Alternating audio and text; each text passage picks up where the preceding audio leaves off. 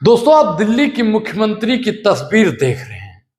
दिल्ली को तो दिल्ली की गालीबाज मुख्यमंत्री मिल गई, लेकिन लोगों के मन में जो सवाल है, जो भारतीय जनता पार्टी से लगातार पूछ रहे हैं, कह रहे हैं साहब कि अगर आपको गालीबाज ही मुख्यमंत्री देना था तो आप रमेश बिधूड़ी को कहीं नहीं बने। अगर आपको गालीबाज ही मुख्यमंत्री देना था तो आप रमेश बिधूड़ी को क्यों नहीं बनाए?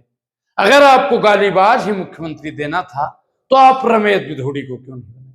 वो बार बार लगातार भारतीय जनता पार्टी से सवाल कर रहे हैं, और भारतीय जनता पार्टी की साहब ये मजबूरी थी, क्योंकि जिसके लिए हमने सारी हदें पार कर दी उसी ने हमसे कह दिया साहब जरा हद में रहो। साहब, रेखा गुप्ता को मुख्यमंत्री बनाना भारतीय जनता पार्टी की मंशा नहीं बल्कि आरएसएस का फरमान था। आरएसएस के फरमान का पालन करना साहब भारतीय जनता पार्टी के लिए बहुत ही जरूरी था, क्योंकि रेखा गुप्ता आरएसएस की एक सक्रिय कार्यकर्ता बहुत दिनों से। जिस प्रकार से उन्होंने आरएसएस के लिए सेवाएं दी, इससे आरएसएस प्रभावित हुई और तथास्तु का आशीर्वाद दिया। लेकिन लेकिन लेकिन लेकिन लेकिन अब क्या कुछ होने वाला है जो दिल्ली की जनता कह रही है। और गाली गलौज के मामले में अगर देखा जाए तो जितना अभद्र टिप्पणी केजरीवाल पर रेखा गुप्ता ने की, मुझे ऐसा लगता है कि अगर रमेश बिधूड़ी को बनाते साहब तो उससे भी बढ़िया गाली देना जानता है। रमेश बिधूड़ी जी माँ की गाली, बहन की गाली, बुआ की गाली, साले की गाली, जितना गाली होता है वो तो सब दे देते। क्योंकि आपको याद होगा साहब, आपको याद होगा कि अगर गाली प्रतियोगिता कराई जाए तो रमेश बिधूड़ी बेहतर है। अगर गाली की प्रतियोगिता कराई जाए तो रमेश बिधूड़ी से बेहतर नेता कोई हो ही नहीं सकता है।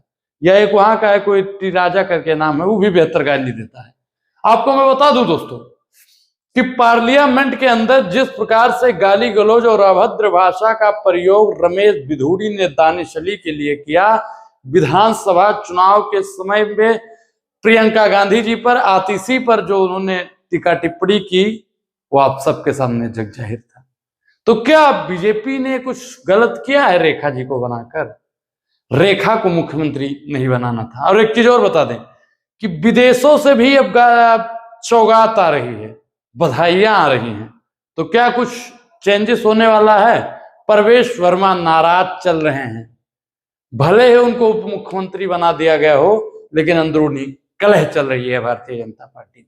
भारतीय जनता पार्टी का अंदरूनी कलह भारतीय जनता पार्टी को इस बार ले डूबेगा, क्योंकि आपने पिछले चुनाव में देखा होगा, जो पिछला इनका मुख्यमंत्री मंडल था, 5 साल में जो तनाव चल रहा था साहब, 3-3 बार मुख्यमंत्री बदलने की नौबत आई थी। इस बार तो दिल्ली वालों को बधाई बधाई बधाई के साथ साथ गालीबाज मुख्यमंत्री की बधाई हुई है। तो क्या दिल्ली की जनता इस बार भारतीय जनता पार्टी से नाखुश होकर जन आंदोलन करने वाली है?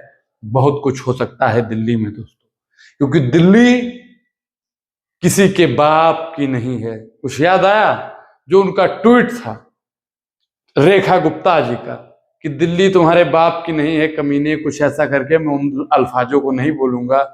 केजरीवाल अपना जन्मदिन नहीं मनाते हैं क्योंकि उन्होंने उस घटना का फोटो वीडियो मांगा था। ये सब रेखा गुप्ता जी का बयान है। रेखा गुप्ता जी के इस बयान की आप कितनी निंदा करते हैं, इसको कमेंट में बताना साहब बेहद जरूरी है। भारतीय जनता पार्टी जिस महिला सशक्तिकरण की ढोल पीटती है साहब, वो ढोल फट चुकी है। क्योंकि जो ढोल महिला सशक्तिकरण का पीटते हैं, उसी महिला ने जितना कुछ ट्वीट किया था आज सबके सामने उजागर हो रहा है। स्मृति ईरानी को ले लीजिए साहब, कंगना रनावत को ले लीजिए साहब, इनको ले लीजिए साहब। भाजपा में कई महिलाएं हैं। कोई देश को आजादी दिलवाता है 2014 में, कोई सिलेंडर के रेट पर भारी प्रदर्शन करता है, और आज साहब कोई है जो केजरीवाल जी को पहले गालियां देता था। क्या दिल्ली में यही सब चलेगा? क्या दिल्ली अब ठग ली गई है? विदेश से बधाइयां आने के बाद में क्या भारतीय जनता पार्टी अब फूले नहीं समाएगी? क्या अब बिहार में भी बहुत बड़ा खेला हो जाएगा?